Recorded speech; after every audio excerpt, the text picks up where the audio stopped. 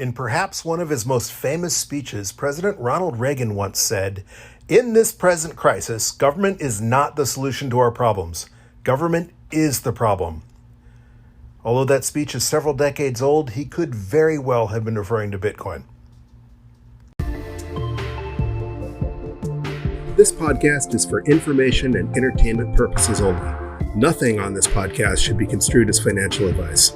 All views expressed on this podcast are solely the opinions of the host and/or any guests that we might have from time to time.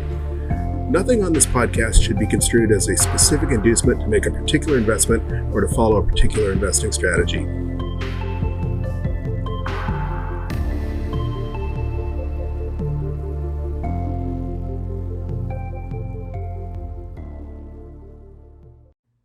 Hello, you sexy sat stackers, and welcome back to the latest edition of the Bitcoin Bulletin podcast. Today is Wednesday, March 30th, 2022, and that means that once again it is DCA Wednesday. Are you ready to get your stack on? Well, as I alluded to in my opening snippet, there is a lot going on in Bitcoin land today, and not the least of which was our illustrious Treasury Secretary Janet Yellen appeared on CNBC this week and said that they were hoping to, quote, come out eventually with recommendations that will create a regulatory environment in which healthy innovation can thrive. BS. That just happens to remind me of the old phrase, "Hey, I'm from the FAA and I'm here to help you," or "Hi, I'm from the government and I'm here to help you." I just want to remind you that the government never creates anything. By definition, it can only hinder.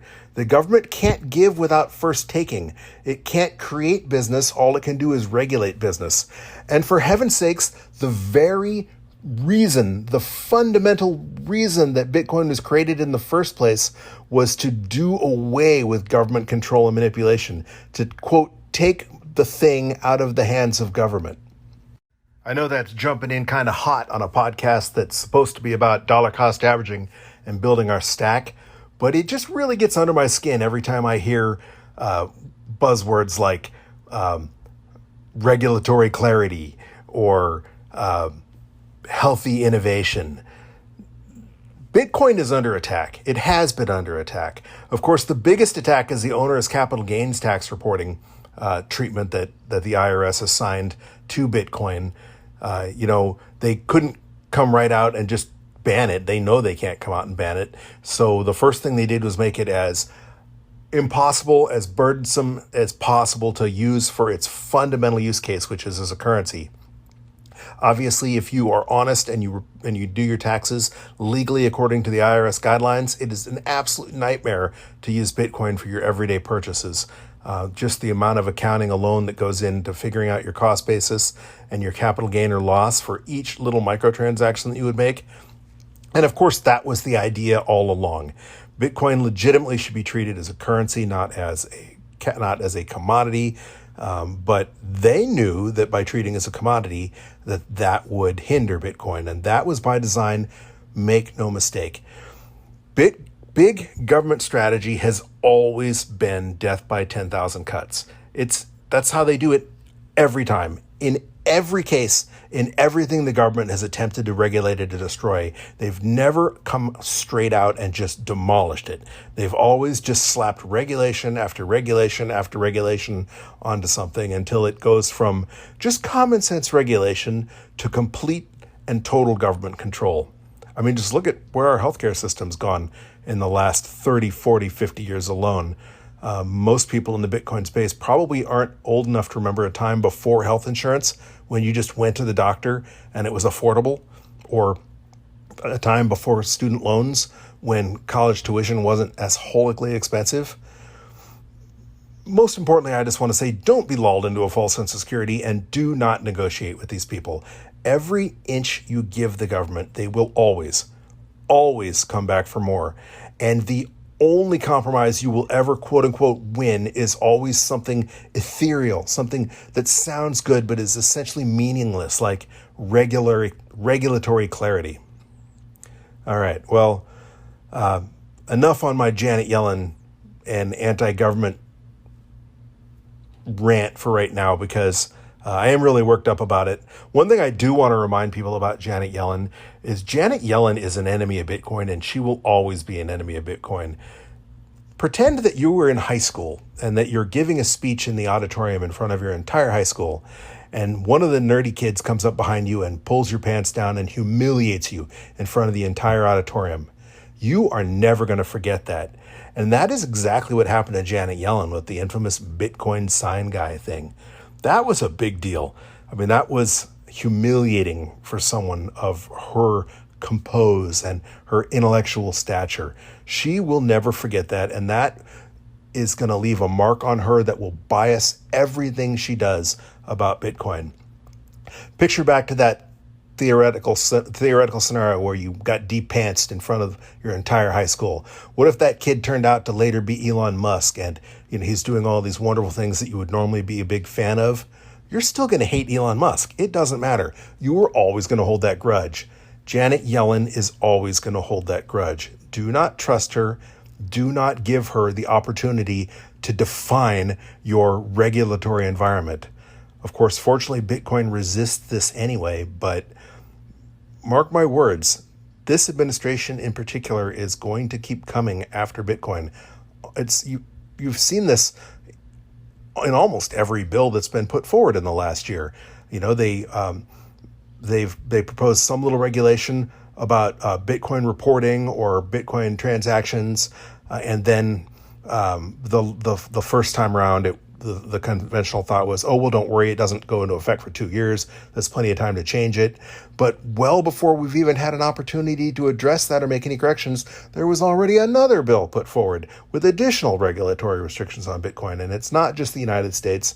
It's a coordinated attack throughout the entire world.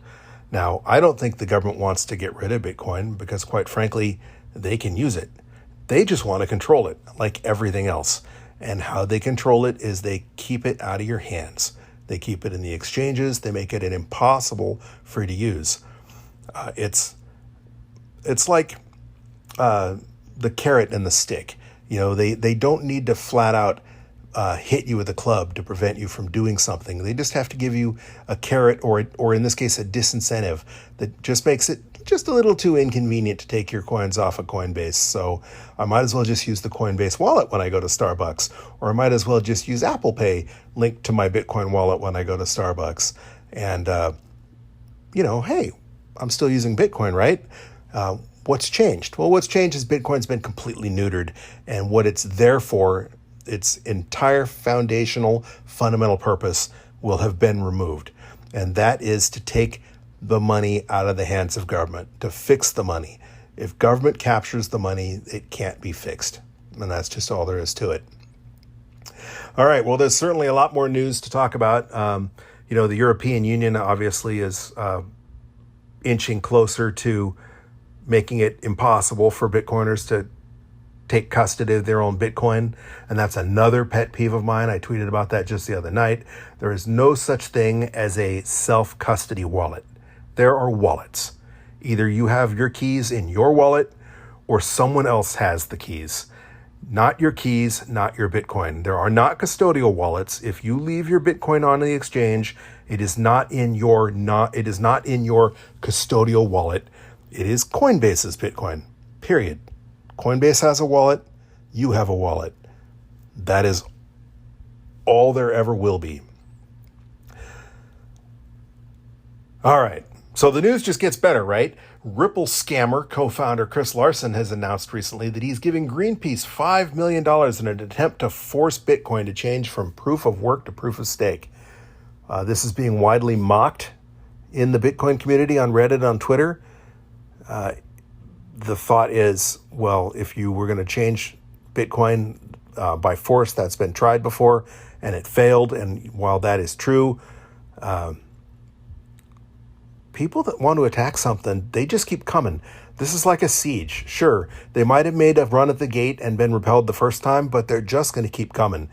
And they don't have to be lucky and win every time. They just have to win once and Bitcoin loses.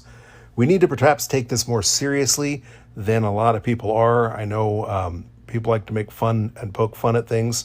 And of course, they can, as Darjeezy said, fork off and create their POS Bitcoin, and we'll still run whatever code we want on our nodes, and they can't change fundamentally Bitcoin in that manner. But what will happen is Kraken and Gemini and Coinbase will start listing that new POS coin under the BTC logo, and the normies will be buying that POS coin, and it will have an effect on Bitcoin. So we need to fight this tooth and nail. This ESG nonsense, this environmental FUD is, they know it's working, and that is why they're coming full force. And this latest attempt by Chris effing Larson, of all people, is dangerous and infuriating at the same time. All right, more news that can be interpreted either as great or as bad, and I look at this as positive news. Terra now reportedly holds $1.45 billion worth of Bitcoin, with plans to eventually hold as much as $10 billion worth of Bitcoin. If you don't know, Terra is a Bitcoin-backed quote-unquote stablecoin. They have a market cap of about $37 billion. I just checked, and Terra, or Luna, is trading about $106.34 a coin. Definitely an S coin. But here's the flip side. Love it or hate it, this is all just part of Bitcoin adoption. People are worried that, when Terra fails, $10 billion Bitcoin getting dumped on the market is a big deal and could definitely shock the price. And yeah, it could. But the same thing could be said about MicroStrategy or any adoption of Bitcoin for that matter on a large scale. If El Salvador fails in their experiment, that could be a shock to the price. That's just the risk you take. You do not get progress without taking some risk. And my personal opinion is $10 billion of the Bitcoin off the market that's just a good thing. And sure, some projects are going to fail and others are going to succeed, but hopefully as Bitcoin continues to gain adoption, this is that institutional adoption that people were talking about all these years ago. $10 more billion of the Bitcoin being off the table in the long run is good for Bitcoin. Scarcity, as they say, is the driver, but between supply and demand, or is the value driver of supply and demand. All right. Well, there's just a lot that's been going on this week. We're less than a week away now from Bitcoin 2022. Bitcoin price has been pumping. Some people have been wondering, is this recent run up in Bitcoin price kind of the conference bump being priced in? I think that's kind of how it turned out the last Bitcoin conference, last couple Bitcoin conferences. There's always a conference pump. People get excited, Bitcoin price goes up. But sometimes that happens right before, kind of the buy the rumor, sell the news thing. So it's possible that the run up in price is just all the excitement around Bitcoin 2022.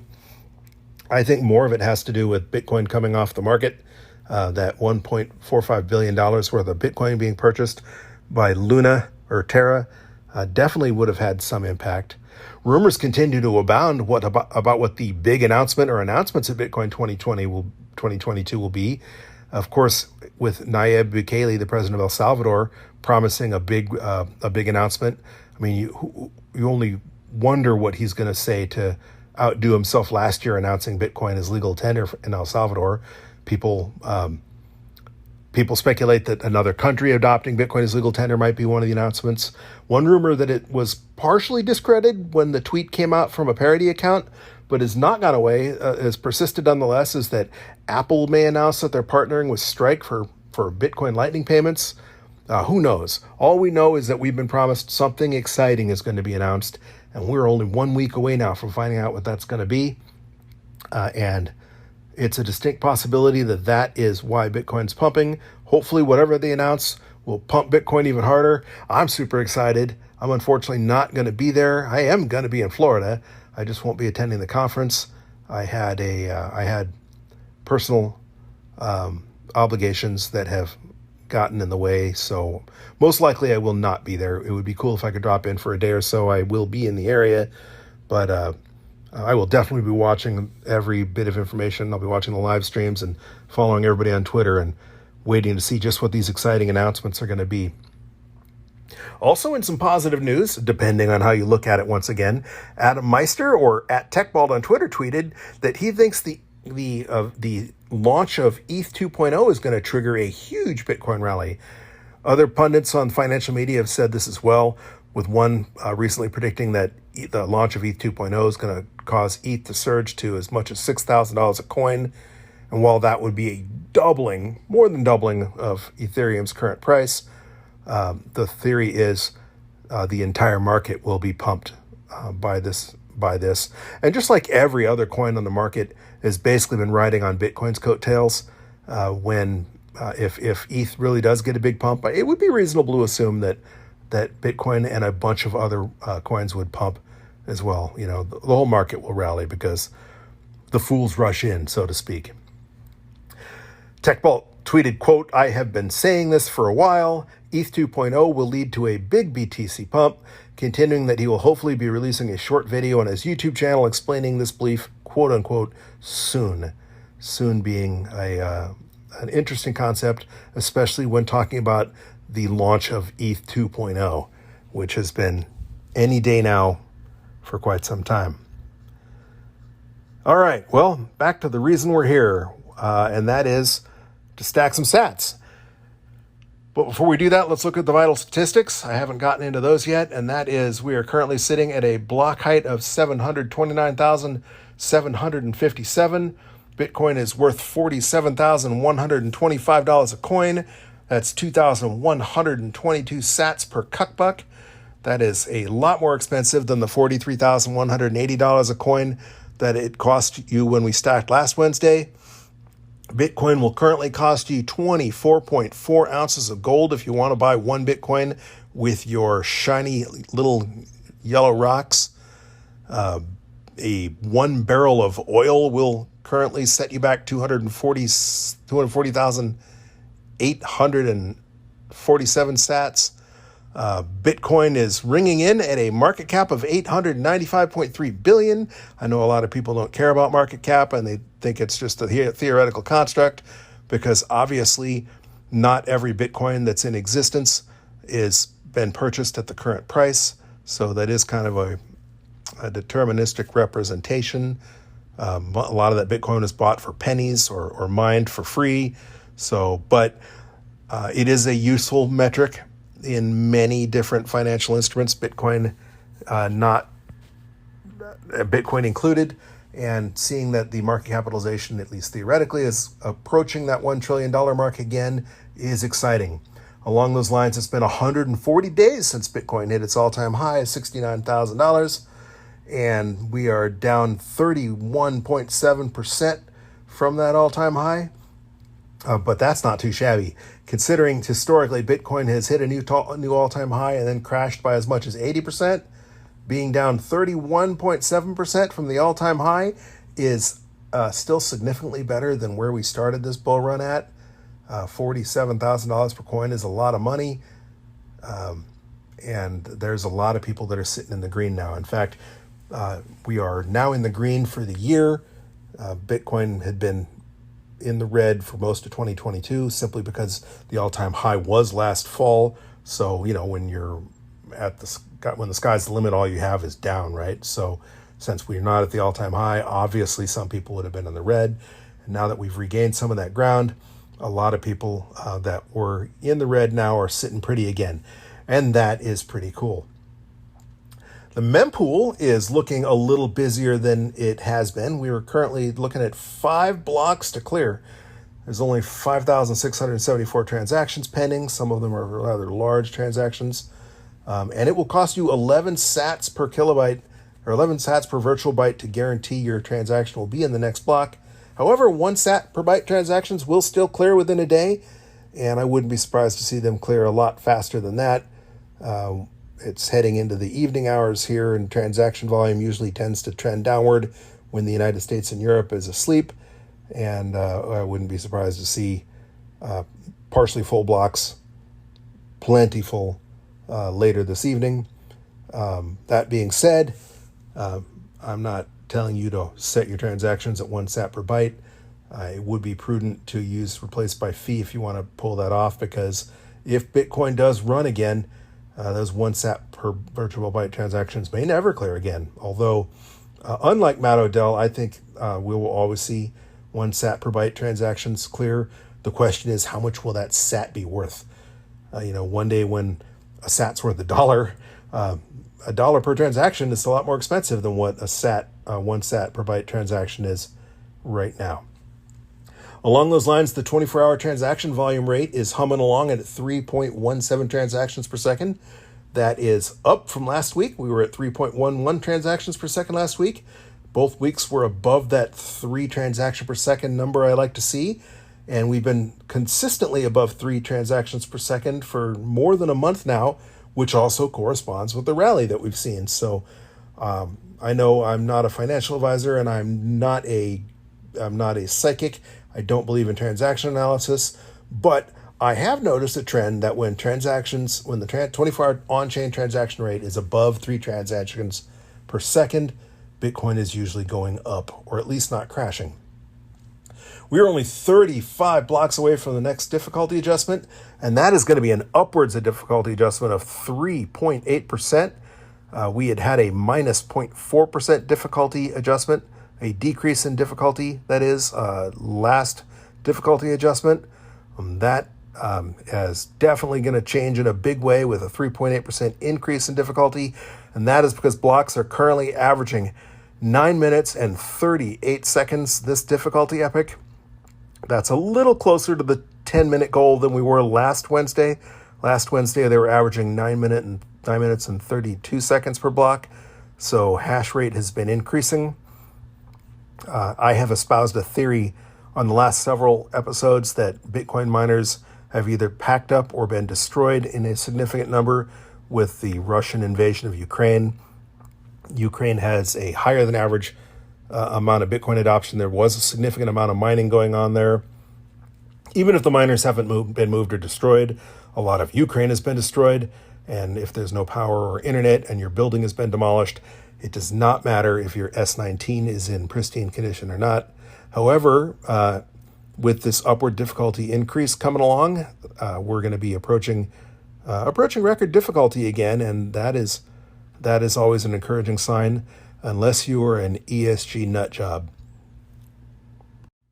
All right, well, that about does it for my opinions, my rants, for my take on the news. There certainly is a lot going on out there in Bitcoin land. So it's just continuing to get more and more exciting. It's great to see that Bitcoin is up again. With this recent price surge, we are now sitting at an average cost basis that is pretty much, we've pretty much almost broken even. We have, what do we have? We have 1,463,149 sats in our stack. That's currently worth $689.50. We've invested $700, but $15.75 of that has been in fees. So after fees, we're actually up $5.25. So for the first time in a while, if you don't include the fees, we're back in the green. And hopefully by next week, we'll be looking even better. But that being said, let's get our stack on. If you were just following us, we've been testing out the hypothesis, the investment strategy of dollar cost averaging. DCA, dollar cost averaging, is an investment strategy where you invest your money in equal portions at regular intervals, regardless of price. When we started this experiment, we picked the interval of every Wednesday, weekly, which is a pretty common DCA interval. People DCA at different intervals depending on how much money they want to invest and their personal preference and the type of asset they're investing in. With Bitcoin, you can invest even hourly with some services now. A lot of people invest daily. Weekly seems to be the most common. Some people invest monthly. Others invest whenever they get their paycheck. So that might be weekly for some, bi-weekly for others, or monthly even, depending on what type of employment arrangement you have. But we chose weekly. And again, the important thing is to pick an interval and be consistent. If you start moving around trying to play the markets, you're not DCAing, you are gambling. You're trying to trade the markets. You're trying to time the markets, and that defeats the purpose of DCA. We picked a relatively small amount of money, $20, and the reason I chose 20 is because it's an amount that pretty much anybody that wants to get into Bitcoin should be able to come up with, even in some of the smaller poorer parts of the world, $20 is not a lot of money. In the United States and Europe, it is certainly not a lot of money. Most people spend more than that on Starbucks or on a couple beers after work. So I chose $20 because it's doable for almost anybody. It's a relatively small amount. Again, you do you. If $20 is nothing to you, then you decide an amount that you feel comfortable investing regularly that might be more appropriate for you. But again, the important thing is that you pick a dollar amount that is consistent and that you invest it in regular intervals regardless of price. Again, this is going to be the 36th stack we've made. We started all the way back on July 28th, so not quite a year ago. We didn't necessarily have the best timing in the world. We started stacking right as after the first Elon pump when Bitcoin hit like 60 the first time, but right before it hit 69,000 for sure. As a result, we purchased Bitcoin all the way as expensive as $65,969 and as inexpensively as $36,472, but nowhere near as cheaply as we would have purchased before this halving bull run started, before we broke $20,000 for the first time, broke the previous all-time high again for the first time. So again, dollar cost averaging is a long-term investment strategy. Investing in Bitcoin in general should be considered a long-term investment. You should not be planning on selling your Bitcoin for a minimum of one halving cycle, and that's in general about 4 years, although even longer would be better. 10 years would be ideal in my personal opinion. Anybody that's been in Bitcoin for at least 10 years and didn't lose it to Mt. Gox or trade it away on the Silk Road is sitting really, really pretty right now, and there's no reason to believe that while past performance is no guarantee of future results, that if Bitcoin continues the returns it's averaged every year of its entire existence, it will be worth a significant more in 10 years. And I firmly believe that Bitcoin is an all or nothing proposition. It is either going to change the world or it's going to fail. If it fails, then your Bitcoin will be a trinket, a token. Who knows what it'll be worth? Maybe it'll go to zero. If it doesn't fail, it's going to be worth a lot of money because there's only ever going to be 21 million. And we are just a couple of days away from having 19 million of those 21 million Bitcoins already mined. There won't be enough Bitcoin for every millionaire in the world to have even one. So Bitcoin has nowhere to go but up just by looking at the simple laws of supply and demand. You don't have to pay attention to any of the transaction analysis or believe in Plan B's stock to flow model. All you have to know is that when you learned about supply and demand, whether it was playing that video game Lemonade or trading cards or marbles or whatever you traded when you were a kid, supply and demand dictates price. And if something is rare, it goes up in value. Your Pokemon card is worth a lot of money simply because it's rare. It has no intrinsic value other than that. And that is the essence of supply and demand. So again, this is not financial advice. And the whole purpose of this podcast is just for me to test out the theory of dollar cost averaging. So let's get to it. I know I've said that already, but this time I mean it. And as usual, we're going to stack using the handy dandy Cash App. It seems like I'm pimping Cash App quite a bit, and they are not a sponsor. They are not paying me to do this. I just think Cash App is easy to use. I love it for a lot of various reasons, including they've got perks. Like I have a debit card that you can get with Cash App for free. And they often have a boost on it where if you use the debit card linked to your Cash App, you get discounts. And one discount that I get frequently is 5% back at any restaurant in Bitcoin. And each week, maybe once in the last couple months, that boost hasn't been available. But again, just yesterday, once again, I got 5% back in Bitcoin. Got a couple thousand sats just for going to dinner, money I was going to spend anyway. So that's pretty cool. They are not the cheapest option for purchasing Bitcoin, but they are one of the easiest. If you're trying to save money, there are professional, cheaper platforms to use. However, Cash App will let you transfer your Bitcoin to your cold storage for free. So a lot of services will not. They will make you pay a mining fee. And so depending on how busy the network is, how expensive transaction fees get, what you save on not paying a miner fee to move your Bitcoin to cold storage might very well make up for that 2.25% you're paying in fees for purchasing Bitcoin. And also, since we're only buying $20, that's only 45 cents in fees, and that's not very much. I probably would not recommend buying Bitcoin on Cash App if you're going to invest 10 grand or more, and quite frankly, that's probably above their limits anyway. I don't remember what their purchase limits are off the top of my head, but for small amounts, for dollar cost averaging, Cash App is just easy, and it might not even be available where you're at. So pick your favorite app and get started, but we're going to use Cash App. And as usual, I don't have any money on my Cash App, but one of the things I love is that I do have a debit card linked to Cash App, and not just their debit card that gives me the boosts, but an actual debit card from my credit union.